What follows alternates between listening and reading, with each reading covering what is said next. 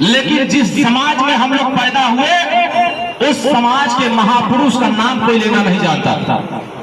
2001 से पहले कोई नहीं जानता था कि महाराजा सुहेलदेव राजभर कौन है। सही कहती गड़बड़ कहता माँ चाचा बैठा वहां पूर्णिया बुजुर्ग बैठल भाई माता, लेकिन किसी को पता नहीं था। इसलिए इस देश में बाबा साहब अम्बेडकर ने कहा, इस देश में राम मनोहर लोहिया जी ने कहा, इस देश में पंडित दीनदयाल उपाध्याय जी ने कहा कि जो समाज अपना इतिहास नहीं जानता, अपने बुजुर्गों की कदर नहीं करता, वह समाज कभी तरक्की के रास्ते पर नहीं जा सकता है। इसलिए हम लोगों ने संकल्प लिया कि अगर हमें तरक्की के रास्ते पर जाना है तो हम अपने इतिहास को जानकर अपने महापुरुष की पहचान पूरे हिंदुस्तान में कराने का काम करें।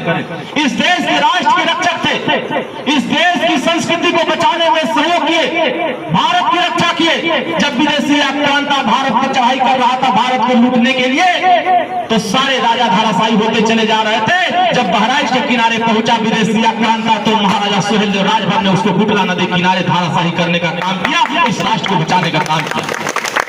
लेकिन आज जिस महापुरुष को 15 प्रधानमंत्री नाम लेना नहीं जानते थे, लेकिन आपने 22 साल संघर्ष करके माननीय ओम प्रकाश राजभर देश के राष्ट्रपति के जुबान पर ला दिया कि जब तक भारत महाराजा सुहेलदेव राजभर के विचारों पर नहीं चलेगा तब तक तरक्की के रास्ते पर नहीं जाएगा। और इस बात का संदेश वहां से शुरू हो गया। और आपने अभी देखा कि अभी बहराइच की धरती पर इस देश के सबसे ताकतवर मुख्यमंत्री को हम लोग लेकर गए और 40 फुट ऊंची मूर्ति महाराजा सुहेलदेव राजभर की लगाने का काम किया और पूरे झील को सुंदरीकरण करा करके एहसास कराया कि इतिहास कैसे बचाया जाता है और अपने समाज के महापुरुष का सम्मान कैसे बचाया जाता है, उनके धरोहर को कैसे बचाया जाता है।